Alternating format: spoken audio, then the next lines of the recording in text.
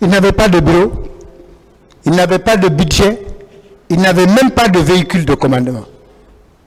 Cependant, ça marchait. Donc, le fait que vous ne puissiez pas dire ou vous n'acceptez pas plus précisément de dire quelles étaient les attributions de chacun de vos ministres n'explique en rien les événements du 28 septembre. Tout à fait, maître. Très bien. Venons-en aux commissions. Les commissions d'enquête. La commission nationale. Puisque on ne veut pas que Dadis ait un quelconque mérite. Vous pouvez dire, en votre âme et conscience, qui vous a influencé pour que vous acceptiez de créer une commission nationale d'enquête? Personne, maître. C'est moi qui l'ai décidé, maître. C'est votre intime conviction. Intime conviction. Et dans le sens de faire la lumière sur ce qui s'est passé. Oui, maître. Très bien. Alors, vous créez cette commission au mois de novembre. Au mois de septembre. Aussitôt après les événements. Septembre, octobre. Est-ce que, à votre connaissance, cette commission avait procédé à des interpellations? Non, maître.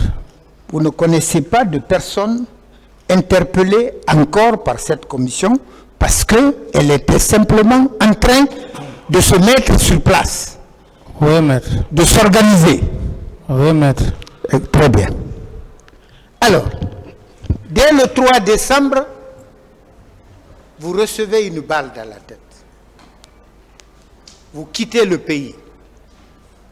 Curieusement, vous quittez au même moment que votre agresseur. N'est-ce pas? Oui, maître. Lui, il part dans un premier temps en destination inconnue. Vous, destination Maroc. Du Maroc, au lieu de vous faire revenir en Guinée, on vous envoie au Burkina Faso. On vous a dit pour quel besoin cela? Non, maître. Donc, vous avez subi un exil forcé. Oui, maître. Contre votre volonté. Oui, maître. Et ça a duré 10 ans. Oui, maître. Très bien. Monsieur le Président, pendant que vous n'étiez pas là, cette commission, semble-t-il, a évolué. Puisque s'il faut s'en tenir aux lectures faites de part et d'autre, c'est-à-dire du parti civil et la défense de M. Diakité, qu'à la page 9 du rapport final, il est dit l'impossibilité. Tenez bien, impossibilité d'auditionner le président Dadis et le commandant Toumba. Impossibilité ne veut pas dire refus d'auditionner Toumba et Dadis. Impossibilité, le mot, l'adverbe impossibilité, selon vous, tient à quoi? Votre volonté ou le fait que vous soyez tous les deux absents du pays? Absent du pays. Vous étiez tous deux absents du pays. Oui, maître.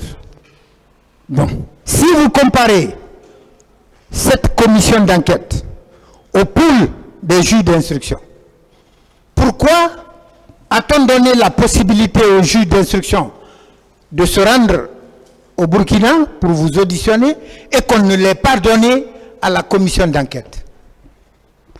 Pourquoi? Selon vous, si vous le savez. Si je le savais, j'allais accepter, maître. Vous avez accepté quand le pool des juges d'instruction est parti au Burkina. Vous vous êtes volontiers prêté à ces questions. Tout à fait, maître. Contrairement à la commission que vous avez créée et que vous avez laissée ici. Elle n'est jamais partie vous auditionner là-bas. N'est-ce pas? Oui, maître. Bien. Vous ne pensez pas que cela procède d'une stratégie, d'une tactique ou d'une volonté délibérée de ceux qui commanditaient à l'époque? Tout à fait, maître. Très bien. Alors, vous ne pouviez pas, je suppose, jusqu'à ce que vous donniez la preuve contraire, vouloir d'une chose et de son contraire en même temps. Que vous ayez accepté de mettre une commission d'enquête, mais que vous refusez de vous prêter à ces questions. Encore que, nulle part dans le rapport de la commission, une allusion quelconque, si petite soit-elle, n'est faite à monsieur Moussa Dadis Camara en tant qu'auteur de tel ou de tel fait. Bien. Ceci dit,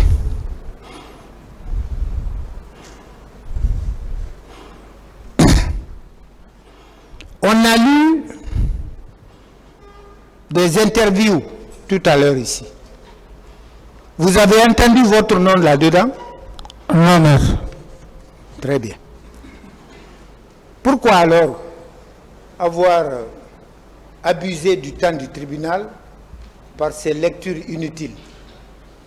Encore qu'il portait sur des faits post-28 septembre. Tout à fait inutile, maître. Bien. Monsieur le Président, en votre âme et conscience, vous ne pensez pas que on cherche coûte que coûte à vous faire rentrer dans une construction qui n'est pas faite à votre taille? C'est ça, maître. C'est ce que je dis. Ils n'ont aucune preuve. Ils font des montages. Ils peuvent même payer des gens, maître. Payer des gens. J'en viens, Monsieur le Président. J'en viens. Ce qui m'intéresse pour le moment, puisque sur le plan de la présence au stade, il n'y a pas de possibilité de vous accabler. Sur le plan des instructions données, il n'y a aucune possibilité de vous accabler. Il faut donc chercher par tous les moyens pour ne pas que vous vous en sortiez. Oui, maître. Vous avez compris ça? J'ai bien compris, maître. C'est pour ça, par l'effet des audiences, je salue le fait que le Dadis de ses premiers jours de comparution n'est plus celui-là qui est maintenant en face. La sagesse, entre-temps, s'est emparée de vous et désormais guide aussi bien vos attitudes que vos paroles. C'est aussi ça le rôle éducatif d'un procès, Monsieur le Président. Alors,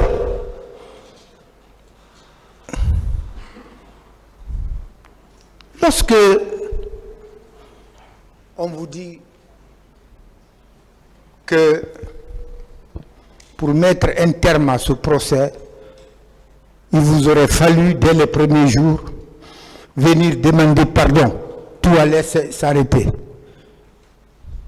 Vous pensez que cela va avec votre conviction de ces événements? Non, maître. N'est-ce pas? Oui, maître. Très bien. Vous aimez souvent donner l'exemple d'un père de famille dont l'enfant sortirait sans qu'il n'ait su, sans que le père de famille soit au courant que l'enfant est sorti. Cet enfant va faire des gaffes, ou du moins cet enfant est reconnu ou est accusé d'avoir fait des gaffes. Quand on revient vous voir en tant que chef de famille, votre première réaction, n'est-ce pas de chercher à vous convaincre d'abord que ce qu'on dit sur votre enfant est réel? Oui, maître.